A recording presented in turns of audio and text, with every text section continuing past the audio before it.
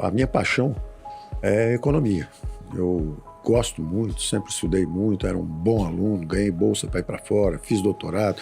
E quando eu voltei, o Brasil era um acelerador de partículas. É como se fosse um físico que entra num acelerador de partículas. Ou seja, alguém que está especializado e que tem um laboratório, porque as coisas estavam acontecendo. Então, eu tive uma formação muito forte em macroeconomia, economia internacional. E, de repente, chegou ao Brasil, o Brasil indo para um processo de hiperinflação. Então, eu fui praticamente arrancado das universidades. Eu dava aula na PUC, na GV, no INPA, Instituto de Matemática Pura e Aplicada.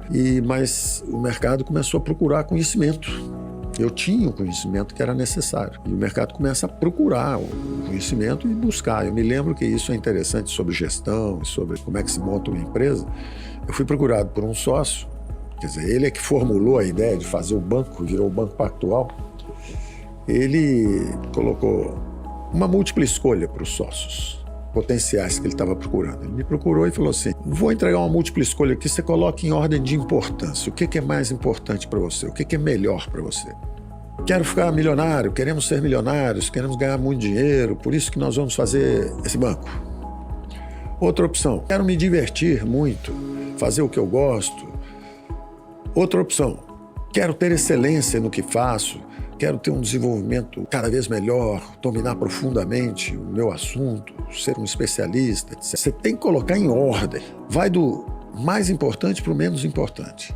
Para mim foi imediato. Eu peguei e falei, bom, primeira coisa, eu quero fazer o que eu gosto. Eu quero me divertir, eu quero fazer um troço que eu gosto. Eu adoro economia, eu quero fazer isso.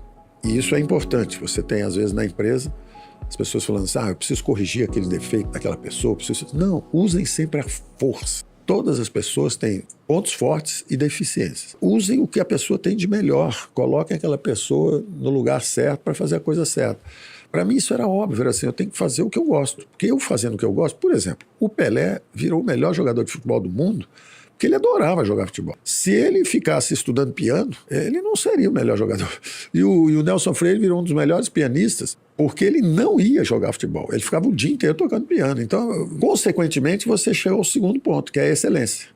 Isso, eu nunca tinha lido sobre isso. Agora tem livros sobre isso, né? Outliers. O sujeito é um outlier, aí você vai ver por que ele é um outlier. As 10 mil horas. Ele passou 10 mil horas fazendo aquilo, aí você fala, ele é um outlier. Não existe o cara. Ele tem que ter paixão. Se você tiver uma paixão por aquilo, você pode chegar à excelência. Você chegando à excelência, o dinheiro vem.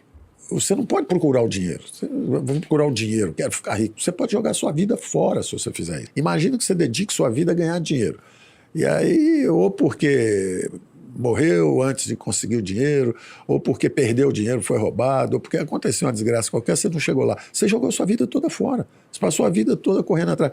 Enquanto que se você fizer o que você gosta, você passou a sua vida toda bem, feliz. Você nem percebe que você estava trabalhando. Você perguntar para mim, você trabalha? Eu trabalho 10, 12, 15, 20 horas por dia. Eu não acho que eu estou trabalhando. Eu estou aqui conversando com vocês, eu estou me divertindo, estudei, aprendi, pratiquei, distribuo o que eu conheci, compartilho.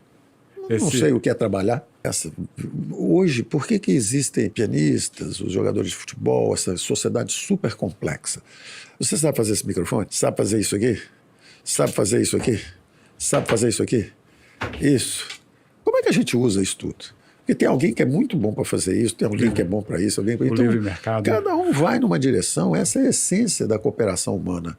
Você faz bem um negócio, tem um cara que só sabe cantar, tem um outro que é bom de jogar tênis, o outro é um pugilista, dá soco em todo mundo, em vez de ser um negócio de usar aquela agressividade mal, aquele cara está distraindo, sei lá, a luta do Cassius Clay naquela época, né, do Muhammad Ali, uma luta do Mederjof, que era um campeão brasileiro, eram lutas que mobilizavam 1 bilhão de pessoas no mundo inteiro assistindo uma luta, a final do Campeonato Mundial de Boxe, um negócio desse tipo. Hoje o futebol, né, as pessoas, milhões de pessoas no mundo inteiro, a Copa do Mundo, bilhões de pessoas no mundo inteiro assistindo.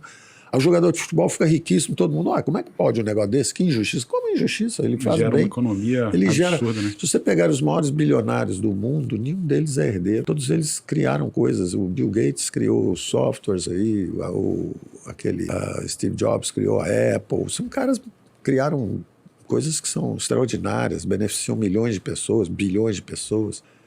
Olha, quando eu tinha a idade de vocês, o que você quer ser, etc, etc. A primeira coisa que vinha era eu quero passar num concurso público, uma coisa desse tipo, era uma busca de segurança. Eu não pensava em ser empreendedor, mas também não pensava em segurança. Se você perguntasse para mim o que você quer fazer, eu quero estudar economia. Então eu vou estudar economia e depois vou ser um professor de economia, que aí eu posso estudar a vida inteira. Se eu for um professor, eu posso ficar na universidade estudando a vida inteira. Esse era o meu plano de vida. Aí, como é que despertou esse negócio de empreendedorismo em você e o sistema financeiro? Como é que ele começou a se deslocar para o setor real? Eu dizia, eu cheguei, foram me buscar na universidade, né, falando, esse cara tem conhecimento, esse empresário chegou para mim e falou assim, vem cá, você fica falando no jornal todo dia o que vai acontecer. Você dá de graça para todo mundo o seu conhecimento todo. Por que você não vem fazer um banco com a gente? E a gente vai transformar isso em recurso. Nós vamos ganhar dinheiro, vamos preservar a riqueza, vamos investir bem os recursos. Vem trabalhar conosco. Em vez de você dar de graça o seu conhecimento, vem aqui que nós vamos transformar isso em riqueza econômica. Eu até quando nós fundamos o banco, eu falei assim, ó, eu só vou à tarde, só trabalho à tarde, porque de manhã eu estudo e quero fazer meus modelos e quero dar aula. Eu fiquei 2 anos e meio no Pactual, que eu só trabalhava de tarde, não trabalho de manhã. Porque eu queria continuar estudando e dando aula. Eu acabei sendo arrancado, porque aí o banco começa a crescer, né? E você vai. Mas o interessante é o seguinte, por isso que eu digo que é bom você ver isso como um ecossistema. Porque naquela época, você tinha que preservar a riqueza, porque o país estava indo para uma hiperinflação. Nós fomos para 5.000%. Depois veio o Plano Real, mas nós estamos indo para 5.000%. Até, curiosamente, os mesmos autores do Plano Real foram os que primeiro levaram o Brasil para 5.000%. Depois aprenderam e consertaram. Mas primeiro eles tentaram o plano cruzado, congelaram os preços todos. A inflação era 200% ao ano. 2, 3 anos seguidos. Aí eles congelaram os preços, suprimiram, reprimiram a inflação. Aquilo ficou ali preso 6 meses, 9 meses, depois explodiu e foi embora até 5.000%. Aí eles aconselharam o presidente Collor, que entrou logo depois, a congelar os ativos financeiros. Eles estavam combatendo os sintomas, né? O sintoma, primeiro, tem preço subindo, congela o preço. O dinheiro está circulando muito rápido, país do overnight, todo mundo com poupança. Você não botava dinheiro por 1 mês, por 2 meses. Primeiro você poupava por 1 ano, a inflação subia, você botava por 3 meses, a inflação continuou subindo muito, todo mundo com medo, você botava no overnight. É de um dia para o outro. Você decidia se vai deixar o dinheiro ou se vai tirar, vai deixar ou vai tirar. Todo dia. E o juros, 5.000%. Então, o país estava indo para a explosão. Então, eles acabaram entendendo que eram, na verdade, sintomas de um fenômeno mais grave que estava embaixo, que era o excesso de gasto do governo financiado por moeda. O Plano Real, então, foi um plano monetarista, brilhante, monetarista. Ele não cuidou da coisa fiscal, ele não consertou a taxa de câmbio. Nós fomos aprendendo aos trancos e barrancos, por tentativa e erro. Congela preço, não funciona. Congela os ativos de todo mundo, não funciona. Porque a inflação voltou para 2.000%. Ela foi a 5.000. Nós congelamos o preço, ela foi de 200, ela caiu para 0, depois foi para 5.000. Aí nós congelamos a poupança da população. Ela voltou para 0 de novo, depois foi para 2.500. Aí nós temos um plano real, um plano monetarista, uma reforma monetária. A inflação veio descendo devagar, mas com juro muito alto. O governo continuou gastando muito. Só que em vez de financiar com inflação, ele agora financia com endividamento em bola de neve. Aí o país continua com juro muito alto, cresce pouco, está sempre com problema de finanças públicas altos. Então, toda hora, grandes empresas, boas empresas e pequenas empresas são feridas mortalmente pelos juros altos. E tem que botar isso na cabeça. Juro alto é problema de excesso de gasto de governo. Não tem jeito. Você fala assim, o Banco Central. Não, o Banco Central é um espelho. Se o governo é gastador, o Banco Central está com aquele juro lá em cima para tentar derrubar a inflação. Se o governo é bem comportado, não gasta, está tudo certinho, o espelho do Banco Central, o juro fica baixinho, o país cresce, está tudo certo. Como o governo brasileiro não se comporta, ele está sempre saindo das 4 linhas, fazendo uma bagunça, gastando muito, volta e meia as empresas são abatidas em pleno voo. Elas estão crescendo, tem uma mistura às vezes equilibrada de juros e de capital próprio com capital terceiro, mas de repente aquele juro vai lá em cima e fere mortalmente a empresa e ela é abatida. E aí alguns estados começam a se destacar. Alguns estados se equacionam melhor até do que o governo federal, conseguem fazer bons ambientes de negócio.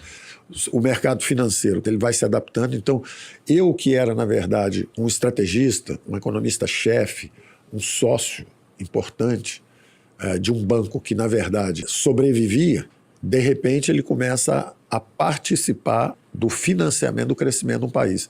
O primeiro private equity lá fui eu que fiz, ou seja, vamos financiar empresas do setor real.